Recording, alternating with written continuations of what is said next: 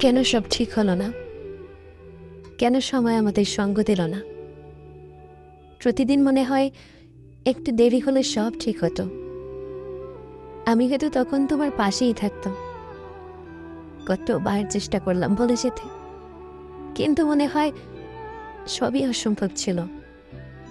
আমি আফসোস করি আমার নিরর্থক কষ্টের জন্য, তোমার জন্য যে কিছুই করতে পারিনি।